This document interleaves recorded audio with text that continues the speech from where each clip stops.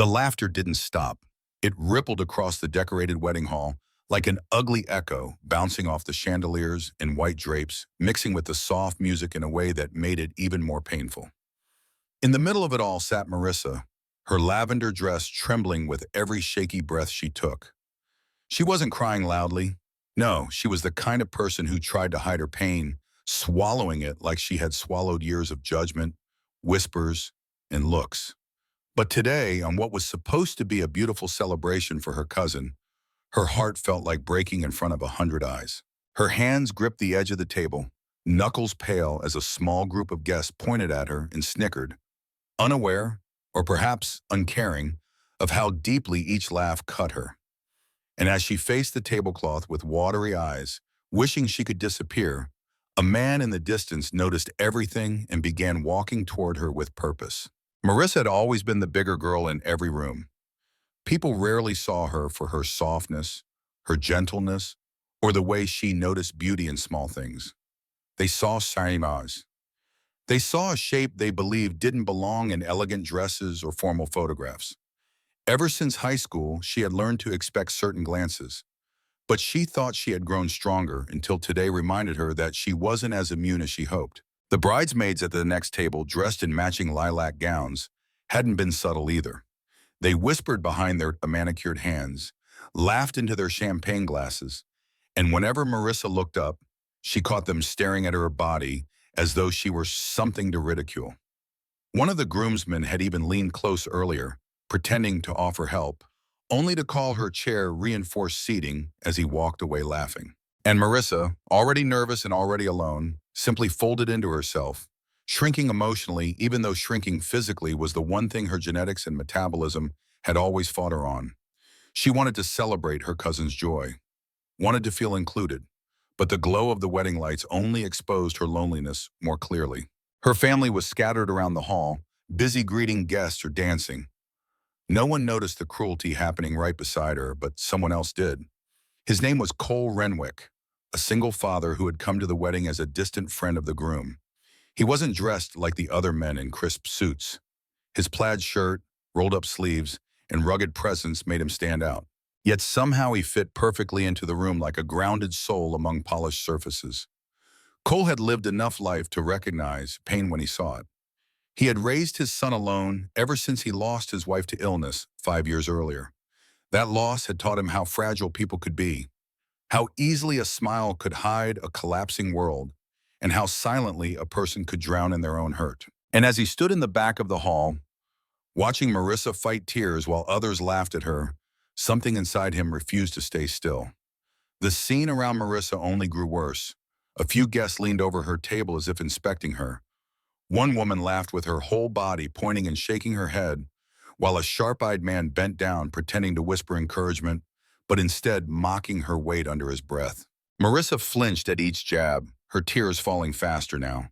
She pressed a trembling hand to her cheek, wiping nothing away because the tears kept coming. Her breath hitched, chest rising and falling as the humiliation consumed her. And that was when the atmosphere shifted. Cole moved through the rows of chairs and tables with slow but steady determination. His face wasn't angry. It was something deeper, something filled with protective purpose. As he walked, people noticed him, their laughter dimming ever so slightly, their eyes drawn to the intensity of his steps.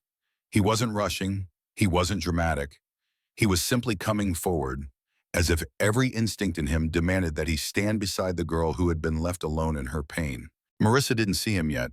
Her gaze remained on her trembling hands on the small flower arrangement she clung to as though it could anchor her. A part of her hoped someone, anyone, would stop the mocking, but she no longer believed it was possible. Cole reached the group just as another cruel joke was thrown her way. The bridesmaid closest to Marissa leaned in and said something about big girls needing big tables. Her friends burst into laughter, the sound sharp and shameless. Marissa crumpled inward, unable to hide her brokenness anymore. Her shoulders shook as she tried to breathe through the humiliation.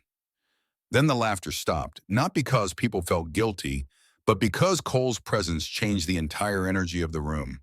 He placed a gentle hand on the back of Marissa's chair, not touching her, but grounding the space beside her. His eyes burned into the group surrounding her. They shifted uncomfortably under his gaze, suddenly aware that their behavior had been witnessed.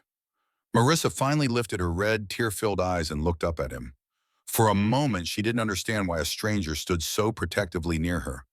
But then she saw the compassion, the steadiness in his expression, and her breath caught. She wasn't alone anymore.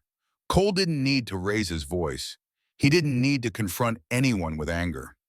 His very presence, strong, steady, unyielding, was enough to make the group step back. Shame flickered across a few faces. The bridesmaids avoided eye contact. The groomsman who had mocked her earlier tugged at his tie and shifted his stance awkwardly.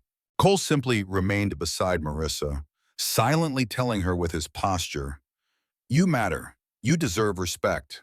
I'm here." The wedding hall felt different now. People watched, sensing something meaningful happening. Marissa wiped her cheeks with the back of her hand, embarrassed but also strangely comforted. Why would someone she didn't even know choose to help her? Why would a stranger care? Cole slowly moved to the empty chair next to hers and sat down, calm, respectful, not forcing conversation, simply offering his presence. And that, more than words, told Marissa she wasn't invisible. She wasn't unworthy. She wasn't what those cruel voices wanted her to believe. By the time dinner was served, Cole had gently encouraged her to take a walk outside to breathe. They talked softly in the cool air about life, about pain, about healing.